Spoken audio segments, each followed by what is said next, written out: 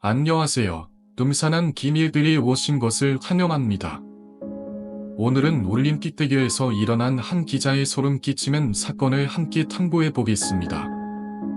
과연 누가 한 번쯤 긴 다리에서 기괴한 일들과 마주할 수 있을까? 여러분은 어두운 밤에 혼자서 다리에서 유령을 만난다면 어떤 기분이 들까? 저와 함께 이 음산한 세계로 들어가 이 일이 어떻게 벌어졌는지 알아보세요. 이번 이야기는 신입 기자가 직장에 새로 들어가면서 잊을 수 없는 상황을 겪게 되는 이야기입니다. 이 이야기는 우리에게 삶의 신비로움에 대해 다시 한번 생각해보게 할 뿐만 아니라 운명과 생사의 경기에 대한 많은 질문을 남길 것입니다. 안녕하세요. 저는 올해부터 K본부 사내부에서 근무를 하게 된 기자입니다. 내용이 상당히 길어서 편의에 따라 내용을 수정, 편집해 주셔도 괜찮습니다. 하지만 부디 이야기 속 사내와의 약속을 지키기 위해서라도 이 남자가 저에게 했던 말을 어떠한 단어를 샜냐 혹은 삭제하지 말아주세요. 원래 저의 꿈은 아나운서였습니다. 하지만 오래전부터 직장인을 앓고 있었고 기자가 되겠다는 꿈으로 바꿨죠. 기자 생활을 시작했지만 여전히 직장인을 앓고 있었고 직장 내 스트레스가 더해져서 특징상과 원인 모를 통증이 심해졌습니다. 제가 이전에 일했던 곳은 중소미디어 회사였습니다. 도솔에는 같은 고등학교로 나온 팀장이 있었고 저를 잘 챙겨주셨던 부장님이 계셨죠. 하지만 평소에는 팀장 때문에 스트레스를 많이 받았습니다. 제가 낸 아이디어를 무시하고 하나하나 꼬투리를 잡으며 저를 괴롭혔는데 그럴 때마다 부장님께서 제 편을 들어주시며 제가 버틸 수 있도록 도와주셨습니다. 특히 제가 입사시험을 봤을 때도 부장님이 면접관이었는데 저를 합격시켜 주시기도 했죠. 제가 갖고 있는 특장에도 이해해 주셨고 이전 기간에도 장애를 이겨낼 수 있다고 용기를 주셨습니다. 그리고 제가 이 이야기를 공포학과에 추구한 이유는 제가 만난 한 사내의 미스터리한 일을 세상에 알리겠다는 약속 때문입니다. 당장은 이해하시기 어렵겠지만 제가 했던 그 사내와의 약속을 지킴으로써 저의 직장애가 치유되기를 간절히 바라봅니다. 2020년 12월 마지막 주 저는 회사 송년회를 마치고 집으로 돌아오는 길에 올림픽 데뷔 위에서 이상한 일을 겪었습니다. 2021년 팀장 승진의 자전에 이직을 고민하고 있을 당시였는데 이 사실을 알게 된 부장님은 송년회가 끝난 뒤 저를 잠시 후 데려가 술을 사주고 위로해 주셨고 그날 부장님과 엄청 술을 많이 마셨죠. 송년회를 마치고 술에 취해 집으로 돌아오는 길에 저는 이직 고민을 정리하고 집은 저란이라고 할 겸 집까지 혼자 걸어갔습니다. 집이 구이동이라 강남에서 집으로 돌아오는 길에 올림픽 대교가 있는데 걸어서 건너는 건 처음이었죠. 대부분의 한단대교에는 자살 예방을 위한 높은 난단과 자살 상담을 위한 비상 전화 보스가 설치되어 있습니다. 일부 난간에는 바둑을 생각해보세요 라는 글귀가 적혀있죠. 하지만 올림픽 대교는 난간이 허리 높이로 낮았고 통로의 폭이 좁아 난간까지 두 걸음만 걸어도 어두운 강물이 흐르는 판다에 추락할 수 있어 위험했습니다. 공중전화 박스나 자살 예방 문구는 보지 못했죠. 오늘 같은 겨울밤에는 한가에 추락하면 찾기 쉽지 않을 것 같아서 걸어서 건너기로 한 선택을 후회하며 올림픽 대교를 건너고 있었습니다. 하지만 그날 가까이에서 본 올림픽 대교의 야한 조명은 정말 아름다웠습니다. 올림픽 대교 위에 철제됐불 조형물이 있는데 예전에 조형물은 놓던 헬리콥터와 추락하는 사고가 생각났죠. 저는 죽은 사람들의 영혼을 잠시 추모하고 그곳을 지나갔습니다. 방금 횃불 조형물을 지나 올림픽 대교 중간을 지나던 중 노래가 들려서 길을 돌아봤습니다. 지금까지 보이지 않던 사내가 뒤에 나타나서 저와 같은 방향으로 걸어가는 것이 보였죠. 그 사내가 김경호의 노래를 부르고 있었는데 그 남자는 기괴하게 악을 쓰며 노래하고 있었습니다. 저는 이 사내가 뭔가 스트레스를 받아서 저리도 악을 지르며 노래를 부르고 있는 거라고 생각했지만 한편으론 아무도 없는 올림픽 대교 위에서 그 사내를 마주치는 것이 두려웠습니다. 저는 빨리 걸으면서 그 사내에게 추월당하지 않으려고 노력했죠. 하지만 이 사내도 제가 서두를 때마다 재빨리 따라왔습니다. 그리고 몸을 앞으로 굽히더니 갑자기 제 다리를 안달힘을 다해 잡는 겁니다. 놀라서 팔을 빼려고 저는 안달힘을 다했지만 어찌나 악력이 센지 발은 풀리지 않았죠. 그리고 그 남자의 초점 없는 눈과 마주쳤습니다. 남자의 팔과 다리는 말랐지만 그런 힘이 어디서 나오는지 제 다리를 놓아주지 않았죠. 또 그 자네의 옷에 물 밖으로 막 나온 것처럼 식은땀으로 젖어 있었습니다. 그리고 그 남자가 저에게 말했습니다. 피오늘이 고팠다요. 다리를 건널 때까지만 저 좀 붙잡아주세요. 이 말을 들었을 때 저는 이 사람이 정신질환자라고 생각했습니다. 우리빛대교에 전조등을 찬 차들이 오가고 있었지만 과속으로 지나다녀서 도움을 요청하기 어려웠죠. 휴대폰을 꺼내 119에 도움을 요청해야겠다고 생각했는데 이 자네가 무릎귀신처럼 제 다리를 잡고 있었습니다. 119 구조대가 올 때까지 이 자네와 함께 우리빛대교에 서 있을 생각을 하니 용기가 나지 않았죠. 그리고 그 남자는 우리빛대교에서 뛰어내리려고 왔는데 어머니 얼굴이 생각나서 집에 가려고 했어요. 하지만 우리빛대교 무릎귀신이 한담으로 뛰어들어가고 계속 헙상에서 큰 소리로 노래를 부르면서 도움을 청하려고 걸어가고 있었어요. 라고 말하더군요. 만약 제가 성급한 행동으로 이 자네를 자극한다면 그 자네는 저와 함께 극단적인 선택을 할 것 같았습니다. 그래서 이때는 그 남자를 진정시키고 올림픽대교를 건너게 하기로 마음먹었죠. 저는 걷는 내내 그 자네를 최대한 난간에서 멀리 걷게 했고 그 남자가 남은 올림픽대교를 안전하게 건널 수 있도록 도왔습니다. 물론 한강은 정말 큰 강이기 때문에 보통 걸어서 건널 때는 수십 분이 걸리는데 그날 정신질환자와 함께 올림픽대교를 건널 순간이 수십 시간이 걸린 것 같은 공포감을 새해 처음으로 느꼈습니다. 어찌나 무섭던지 다리 위를 건너는 내내 지난 1년 동안 제가 겪었던 모든 킥장의 경련을 겪었던 것 같습니다.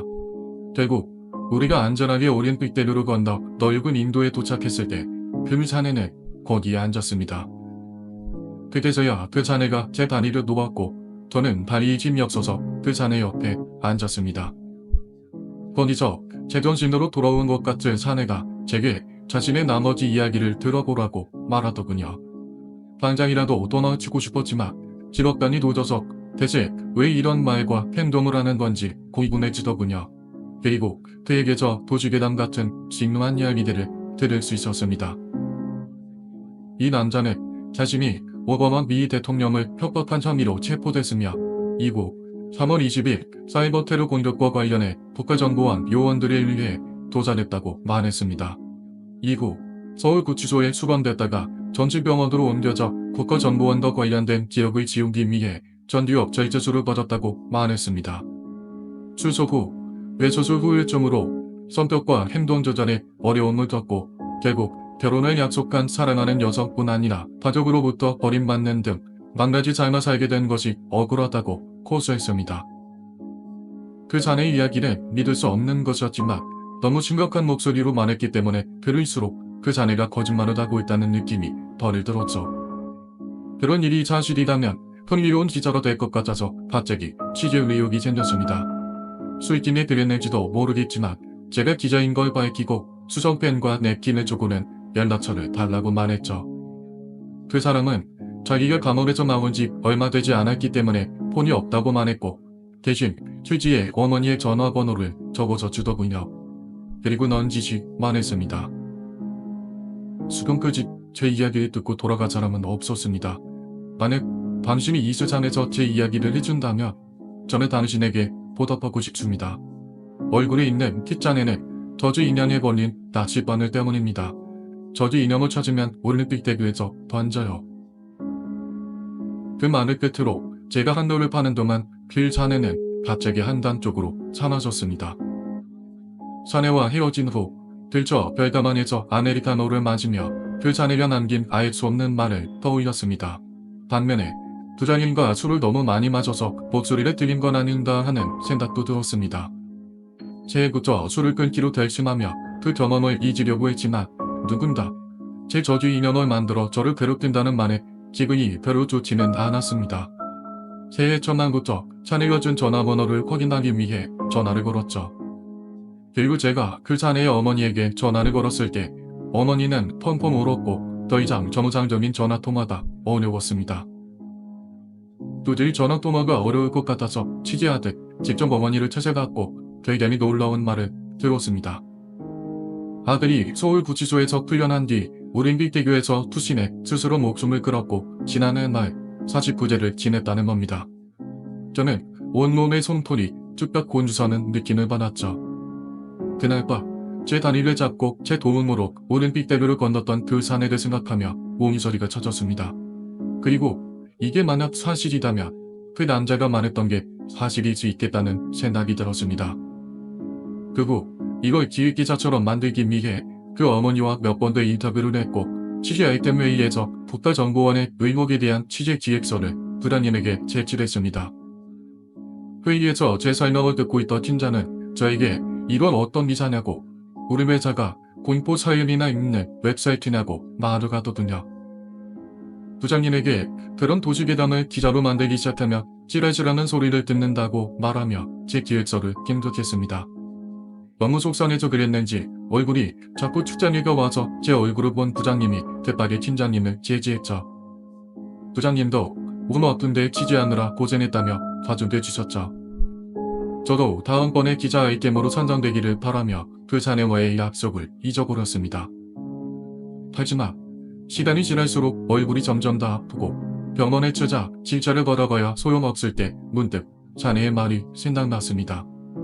기자로서 평소에는 샤머니즘과 엑소시즘은 이신으로 여겼는데 그때는 지푸라기라도 잡는 심장으로 저주 이념을 의심했습니다.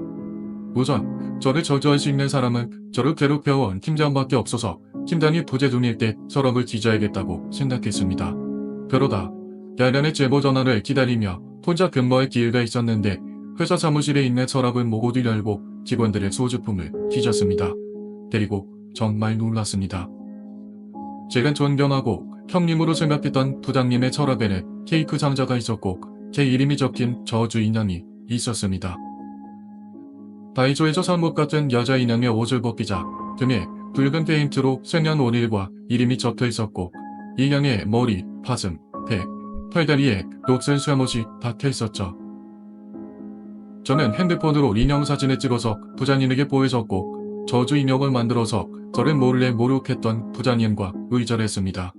그러나 부장님과의 오랜 친분을 고려해 경찰에 신고하지는 않았죠. 특히 현인처럼 믿어온 부장님이 실제로 저를 저주했다는 사실 때문에 많은 배신감을 느꼈습니다. 이후 회사 전 직원이 사무실 CCTV를 통해 저주 인형 사건을 알게 됐고 더 이상 회사에서 일할 수 없게 되자 사표를 내고 지금의 K본부로 허리를 옮겼습니다. 제가 사직하고 퇴근하는 길에 팀장이 저를 흡연구역으로 불러서 저주 인형 사건에 대한 모든 지휘를 털어놓았습니다. 팀장만으로는 6년 전 입사 면접 때 팀장이 저희 스펙 때문에 채용해야 한다고 주장했는데 부장님이 저희 팀장이 때문에 많이 반대했고 국장님까지 직접 설득했다고 합니다. 두 사람의 의견이 충돌하자 반대 근거가 약했던 부장님이 면접 지원자들의 반상을 보자고 제안했답니다. 팀장님이 부장님을 따라 역술가까지 찾아가 면접자들에 대한 조언을 구했다고 합니다. 그런데 역술가가 부장님을 보고는 대뜸 회사는 문제가 아니라 이놈이 문제라며 올해는 경찰 조사를 받다가 수리가 틀릴 운명이라고 말하더네요. 부장님이 깜짝 놀라 역술가에게 어떻게 하면 좋을지 물었고 역술가는 이렇게 대답했습니다. 초용의 관상이 있는 자를 고용하면 액대움을 하겠지만 그자는 인원을 떠나면 언제든지 큰 화가 찾아올 것이야. 보라, 만약 그자의 저주 인형을 만든다면 그자는 영원히 떠날 수 없을 것일세. 그 말을 듣고 부장님은 곧바로 국장님에게 저를 강하게 추천하기 시작했고 오히려 국장님이 더 황당해했다고 합니다. 팀장이 저한테 덕분에 긴장감을 가지고 회사에서 일할 수 있어서 좋았다고 말했고 특히 제가 K본부로 옮기게 되자 팀장은 진심으로 축하해줬습니다. 그리고 최근 그 회사가 문 닫기 일보 직전이라는 소식을 들었습니다. 그 부장님이 주술을 믿어서 저에게 그런 짓을 했지만 마지막까지도 저를 원망하고 저주하는 말을 했다고 합니다. 이제는 새로운 회사에서 커리어를 이어가고 있지만 그 이력을 없어서 그런지 원인 모를 통증은 사라졌습니다. 하지만 아직도 직장의 증상은 나아지고 있지 않습니다. 현장에 나와서 시청년을 앞에 소녀하는데 직장이 때문에 이러지도 저러지도 못하고 있습니다. 만에 하나라는 지푸라기라도 잡는 심장으로 그 사내와의 약속을 지키고 싶습니다. 그의 이야기를 세상에 알리겠다는 약속을 지켜서 전화로 말도 안 되는 기적이 일어났으면 좋겠습니다. 부디 고인법과를 통해 이 남자의 이야기가 퍼졌으면 좋겠습니다. 오늘의 이야기는 우리를 긴장감 넘치는 여정으로 안내했습니다. 해결되지 않은 미스터리와 떠도는 영혼들이 여전히 우리 주위에 존재합니다. 기자가 겪은 일에 대해 여러분은 어떻게 생각하시나요? 아래 댓글로 여러분의 의견과 이론을 공유해 주세요. 이 이야기가 마음에 드셨다면 음산한 기밀들 채널을 구독하고 좋아요를 눌러 다음 공포 이야기를 놓치지 마세요. 오늘 저희와 함께 해주셔서 감사합니다. 다음 이야기에서 또 뵙겠습니다.